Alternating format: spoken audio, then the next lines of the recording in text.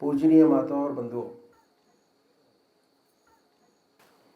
योग पर आज अखबार के अखबार भरे रहते हैं। योग के लिए उठ के पढ़ने से अधिकतर ऐसा ही मालूम पड़ता है कि योग करने वाला मनुष्य कोई मिराकल दिखा सके उसको हम योगी की संज्ञा देते हैं। जैसे कि प्राणायाम, सांस खींचकर जमीन के अंदर 10-15 दिन रह सके, पानी पर चल सके, आंख पर चल सके, कोई चीज शून्य से पैदा कर सके, ऐसे ही अजीबों को हम योगी की संज्ञा देते हैं। जो व्यक्ति ऐसा कर सकते हैं उन्हें हम योगी कहते हैं। योग से अधिकतर हम यही समझते हैं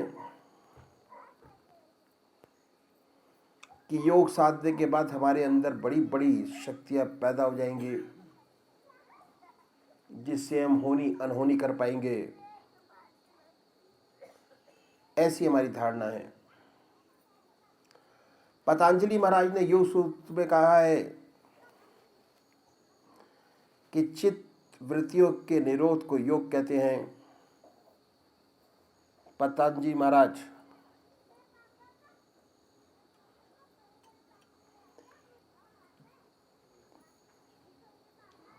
जो योग पर मान्य है, यही परिभाषा दी है और परिभाषा परम सत्य परिभाषा है। हमारे बुजुर्गों ने, उन संतों ने, उन महात्माओं ने जिन्होंने इसको और सरल किया, योग को ग्रस्त में रहते हुए साधा और सरल किया, ताकि हम लोग इसे अच्छी तरह समझ सकें कि योग का वास्तविक अर्थ क्या है। उन्होंने बताया कि योग जानने से पहले हम अपने आप को जान लें तो अच्छा है। हम जो बाहर दिखाई दे रहे हैं यही हम नहीं हैं, यही सब कुछ नहीं है। वास्तव में हमारे 3 शरीर हैं। पहला स्थूल शरीर, हमारा जो बाहर दिखाई पड़ रहा है, फिजिकल बॉडी। इसमें 10 इंद्रियां हैं। नाक सूंघने का काम करती है, आंख देखने का काम करती है, देखने का आनंद लेती है, जिह्वा स्वाद का आनंद लेता है, कान सुनने का आनंद लेते हैं। ये जो हमारी इंद्रियां हैं, ये सब विषय का आनंद लेती हैं। विषयों का आनंद हम इंद्रियों से लेते हैं। एक कागज पर लिखिए, स्थूल शरीर, उसके नीचे लिखिए विषयानंद। हमारा दूसरा शरीर है जिससे हम सूक्ष्म शरीर कहते हैं।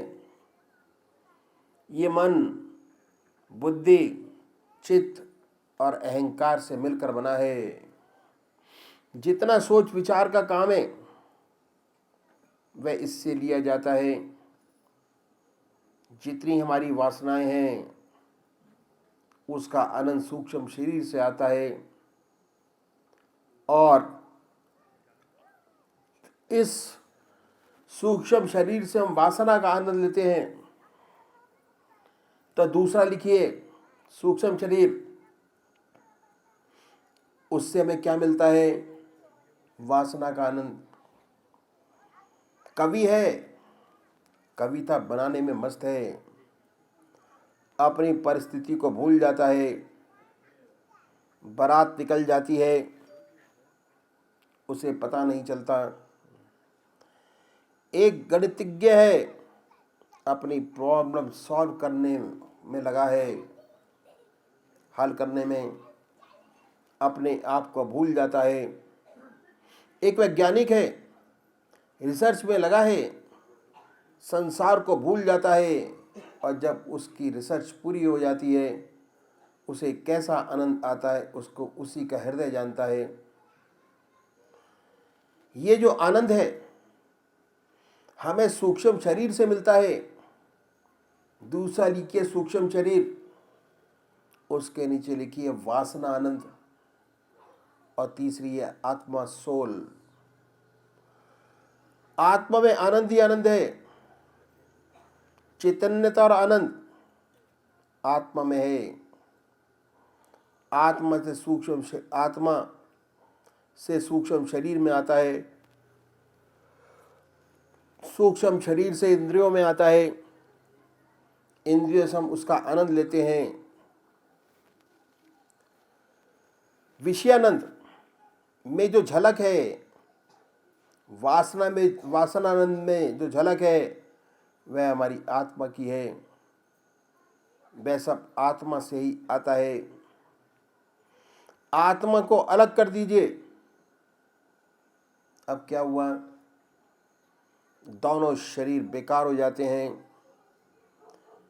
ये शरीर जिससे हम इतना बना ठना कर रखते हैं, जिसके लिए हम दिन भर प्रयत्नशील रहते हैं, जब आत्मा चली जाती है तो शरीर को रखना मुश्किल हो जाता है। कहते हैं इसे जल्दी बाहर निकालो, कहीं भूत ना बन जाए। तो सारा खेल आत्मा का है, आत्मा में आनंद ही आनंद है। तीसरा है कारण शरीर, इसके नीचे लिखिए आनंद। तो ये तीन चीजें हुई, स्थूल शरीर, सूक्ष्म शरीर और कारण शरीर।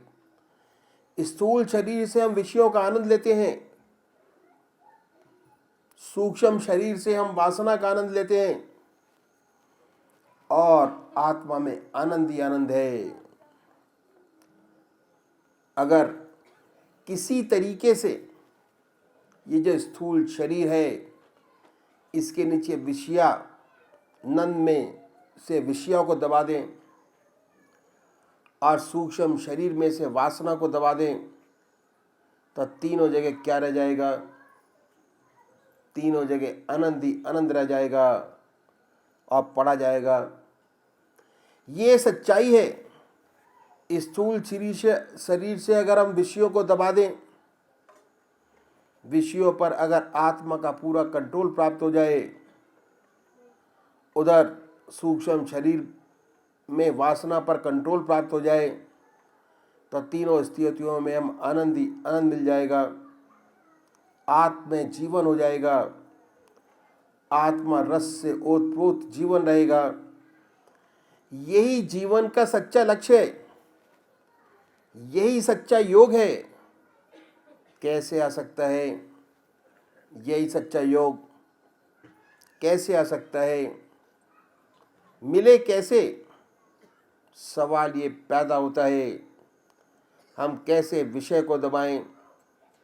इन संत महात्माओं ने बड़े अनुभव के बाद, बड़े तजुर्बे के बाद बताया कि कंट्रोल लाने के लिए अगर आप 10 इंद्रियों पर कोशिश करेंगे तो एक भी कंट्रोल नहीं हो पाएगा। बड़े बड़े महात्मा, बड़े बड़े योगी हार गए और 10 इंद्रियों पर काबू नहीं कर सके। संतों ने बहुत अच्छी तरकीब बताई कि 10 में से 2 इंद्रियों को छांट लें और उन पर कंट्रोल करो। और वे 2 इंद्रियां क्या हैं, एक है आँख और दूसरी है जबान।